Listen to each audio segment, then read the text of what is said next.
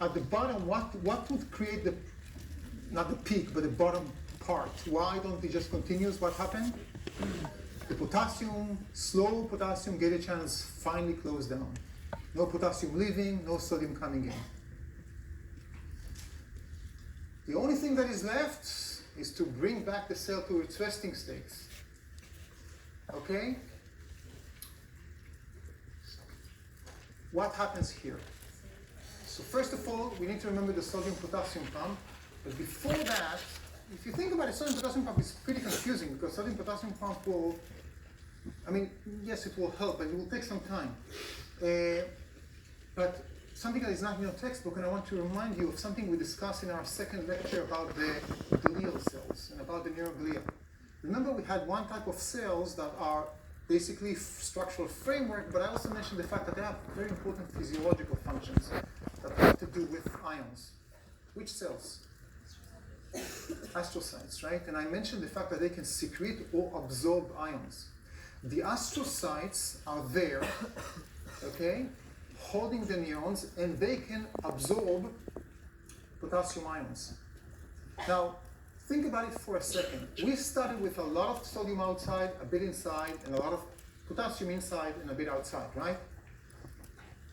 At some point, we reach a resting membrane potential, but it's kind of like the wrong ions. We lost some potassium to the outside, and we lost some, or we gained some sodium to the inside. It's not what we are expecting.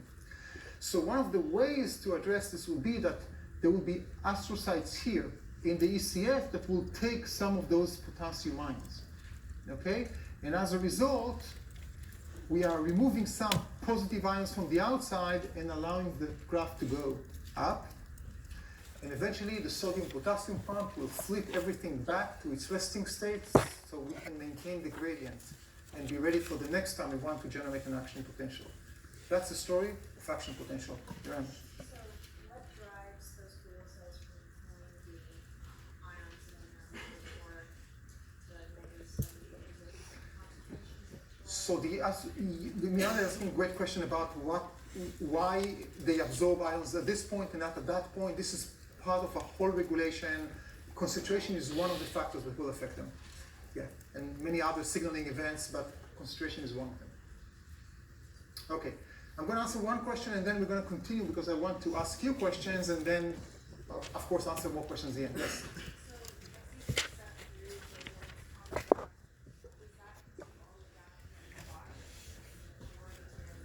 So no, the 3 is, sorry, I did not add the 4. This should have been the 4. Okay, so the 3 is all the way back to the resting membrane potential. The 4 is the undershoot. Sorry for that. And again, I missed this arrow. This arrow brings it back eventually to the resting membrane potential. Again, I'll give some more time for questions, but I want to still address some of the issues. First of all of this crazy stuff that we just discussed, less than 3 milliseconds. It's pretty amazing. Okay, this is just a summary of it all. Depolarization, sodium enters, reaching the peak, the action potential, potassium leaves, leading to repolarization, and eventually after or hyperpolarization or undershoot, and eventually we go back to the resting membrane potential. This is very quick. This takes place now for so many times right now as you're sitting and writing. When you tell your finger, I need to write, so I need to contract my muscle, so I'm going to generate action potentials. This is what happens all the time. It's pretty amazing. Okay, now let's start to challenge ourselves. If we really want to, let's start what if. Okay, so I need you to take a note card. Again, this time, depolarize, stimulus, everything that we discussed. In this scenario, remember, sodium channels are intact. We have compromised, completely non-functional voltage-gated potassium channels. Leak channels, local, everything is the same. Okay, are we going to go up? First of all, yes or no? Yes, yes, right? Because sodium are fine, so sodium inactivation gates. So first of all, how do we call this potential? Local, not action yet, and now, boom, we reach a threshold, positive feedback loop that we discussed, we're going, okay. Are we going to stay on the original peak, or are we going to continue? Stay. Why stay? Because it's the inactivation gate, wonderful, of sodium ions. It's not about the potassium. Great. So I'm not going to continue up the positive charge. I'm going to start this. Now, am I going to go down? No, because this is Who is responsible for that? The potassium voltage gated channels, and they are compromised. Are we going to do this, or are we going to see this? A or B? Think about it for a second and then just say A or B. 1, 2, 3, B. Why B? Why not A? Because we have other factors that will eventually be able to affect this. Astrocytes you just mentioned, potassium ions will be absorbed. Sodium-potassium pump will throw potassium back in and sodium out. We even have the reversal potential. At some point will start to work. So at the end of the day, we'll go back. But it's going to be after a long time. So the effect is going to be on how steep this is. And as we will learn next week, when we learn about refractory periods and such, we'll see that this specific cell might generate an action potential, but it's not going to be effective beyond that. Yes? So because those potassium channels are involved in bringing everything back down to its When you say these, you mean the non-functional one? Yeah.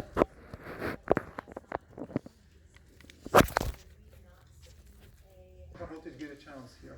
Just see a very, very low, low angle if you will, or lower steep, but we'll not even see an undershoot because we don't have voltage gated channels. Yes, one question I want to continue. Yes?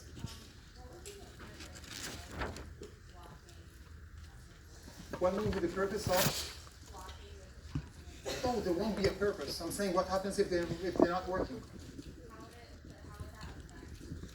What will happen if you have a mutation in your genes? Eventually these are proteins encoded by genes. If you have a mutation in a gene in such a way that the gates of potassium channels are not functioning, what will be the impact on your life? You will lack those life. It's lethal. There's no way you can even develop as an embryo, simply. Because you have to have action potential so your heart will work, for example.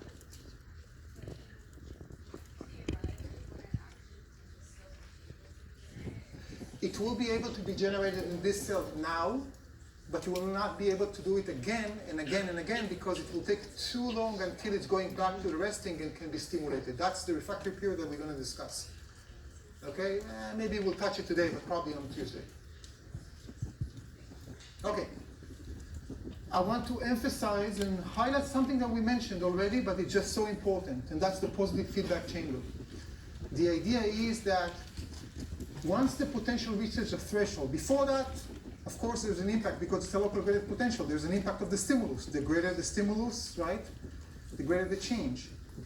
Changing the stimulus might affect how fast, how quickly you're going to reach a threshold. But once you reach a threshold, as I mentioned, you can go back home and have your coffee. It doesn't matter because once you open the first voltage gated sodium channel gate, it's now the gate's game. They open up, sodium comes in, opens new ones, etc., etc., etc. This is what we call it the all or none phenomenon. You cannot make the plus 30 into a plus 40 because you put more stimulus in it. That depends solely on the concentration and the function of the gates that you have in this area. You might change the gates. Maybe you'll have gates with a longer delay. That's something else, but you cannot do it all the time. Right? This is your architecture, if you will, of that cell's membrane. Oops. So the action potential is not coming back to the properties that we defined earlier on. It's not proportional to the size of the stimulus. We cannot make a stronger or a weaker action potential. Either we turn the switch on, or we don't turn the switch at all. We cannot, it's not a dimmer. We cannot dim the lights or make them stronger. Any question about this specific phenomenon and property? It's important. Okay, so we just generated an action potential, but if it just stayed there, we wouldn't do anything, right? The whole idea is that for it to be generated at the axon hillock and move along the membrane, along the axonema to reach the end. What happens at the end? This is what we're going to discuss next week, synapses, etc. But let's first see how it propagates. So, in a way, we learned about how those ions, sodium ions, can move, right? We said they can move, diffuse, but we also also said that gradient potentials die out. What I want you to do, I put learning catalytics, but just for the sake of time, we won't do it for learning catalytics, just discuss it with each other, and we'll discuss it. Action potentials do not die out. They do not weaken, they do not attenuate. How come? What? Why? What's the driving force? How is that different from local potentials? Okay, so no LC, no learning catalytics, just discuss it and we will discuss it then as a group. Forwards and backwards. We'll talk about the directionality. I'm first asking why. So first of all, it's not about have 50 or 50, but you know what? I'm going to say no to this. I'm going to explain why not in a second. But what else? Yes. How is that related to positive feedback loop to this one?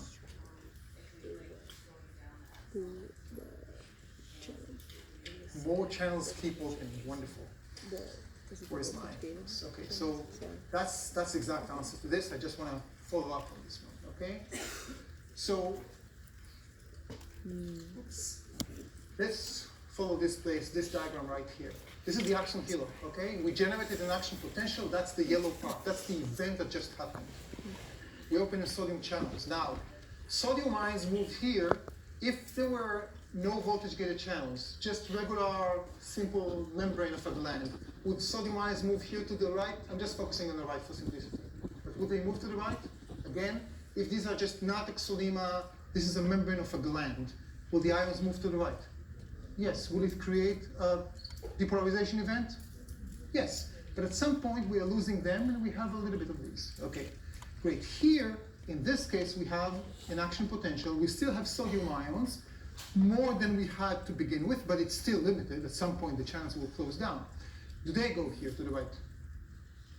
But it's not just that we have a larger pool of ions that continues all the way to the axon terminal, right?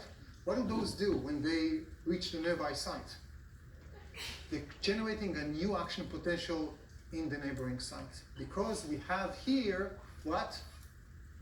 Along the axolema? Voltage gated channels. So basically, it's not really the same ions. We just have many of them and they continue all the way to the end. We have many ions and then generate an action potential here. And this will open the channels again to more ions, new ions that come in, and they will diffuse and generate an action potential here, and so on and so forth. When we say that an action potential runs from the axon hillock to the axon terminal, we don't mean that these are the same ions. Basically, domino would be a good analogy for that, right? If you just knew that, okay, I just dropped one of those blocks, and then at the end, something else is blocked, you can think, oh, this is the same one. It's not, right? We know this. Action potential, action, action, action, action, action, action, action, action, action potential, all the way until the end of the axon terminal. Action potential propagates in the sense that one creates the second, creates the third creates the fourth creates the fifth, and so on. Stepwise, like this. All of this in unmyelinated axons. We'll talk about myelin sheath, not today. Any questions about the propagation? Yes? So if we were to go back to the hypothetical of the calcium blocker. Leave that for a second, just because I need to introduce something new so we can address that one. Okay, I promise we'll talk about the refractory periods just a little bit, so then we can address this. Okay, remember the question. It's a great question. I know about this, but we'll talk about that. Okay. So we understand how it propagates. But as some of you already mentioned, it propagates only in one direction, right? We said that it can go in both directions. So what makes it going only in one direction? And actually we need to address this question by asking two different questions. First of all, the first question is, we started here in the axon hillock, right? First of all, don't answer it, I'm just presenting the question. Why doesn't it go to the left in the diagram? Don't answer the question, I'm just asking. Doesn't go towards the cell body? That's the first question we will address. And second of all, which is even more complicated, as it continues here, why doesn't it go back as it goes forward? I mean, why doesn't it go like this, and then that's a problem, right? So let's start with the first one.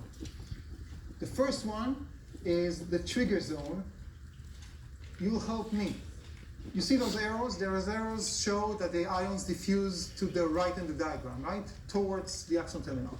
We good? Okay. Can I draw a red arrow here? Will I have sodium ions diffusing towards the cell body? Think about it for a second. Don't shout an answer. Again, can I add a red arrow to show how the sodium ions move towards the cell body? Yes or no? Yes or no? Yes, there's nothing to block them in the cell body. Nobody's telling them, sorry, you cannot diffuse here. They will go anywhere, right? So, why don't we have action potential in the cell body, in the soma? Now, Diego, you can answer because you raised your hand.